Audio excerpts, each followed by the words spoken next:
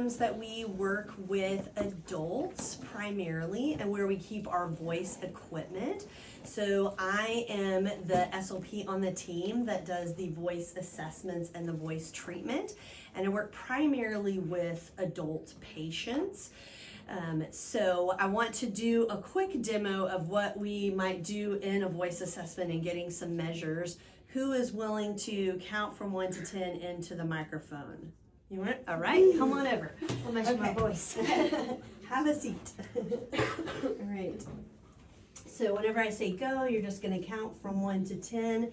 Ready, set, go. 1, 2, 3, 4, 5, 6, 7, 8, 9, 10. Okay, perfect. And then what it did was gave us the number of 189 hertz is your average pitch that you use in conversation. So this is just one measure that we'll get during a voice assessment as a part of our battery that we'll do. Right now, we're seeing a lot of geriatric referrals. Who has heard of the term presbyophonia? And that's okay if you haven't.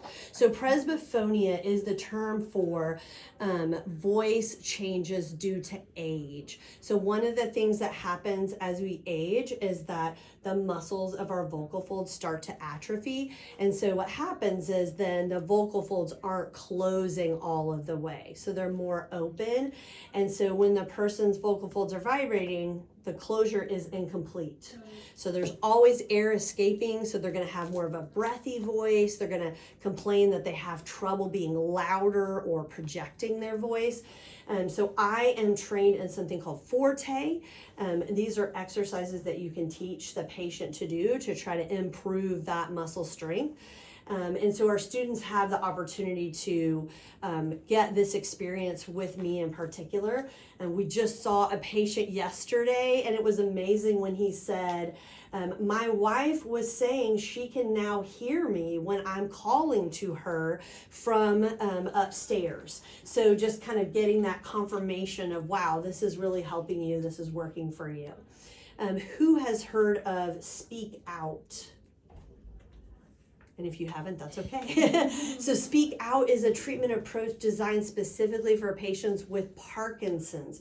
So this is another approach that I'm certified in, and because I keep up that certification, they provide me a code that I can give to students so you can do the training for free, and then that is just something you can add to your resume. So I always have students asking me, how can I make myself stand out? Because adult medical jobs are highly competitive, and so this is one way, by doing that training and getting that experience working with those patients in our clinic, or even some of our offsites. They ask, have your student do the Speak Out training before they come so that you're ready to get that kind of experience with them. And of course, we do other approaches for voice disorders as well, just depending upon what the concern is. Our voice assessment really kind of helps drive what we're going to do in treatment, because we do what's called dynamic assessment. We're trying to figure out what facilitative approach works for the patient, and then that helps us know this is what's going to work in treatment. But it also helps with patient buy-in, because we're asking, okay, do you hear a difference? Do you think your voice sounds better? And then they're going to be more likely to want to follow through with treatment in particular. I also work with adult neuro patients. I see a lot of patients that have had a brain injury, and so I think we mentioned before, I teach the course on traumatic brain injury, and so tend to see a lot of those patients here in our clinic. So that's an experience that you would have working with me as well. And then also motor speech disorders. So I work with adults that have most motor speech disorders.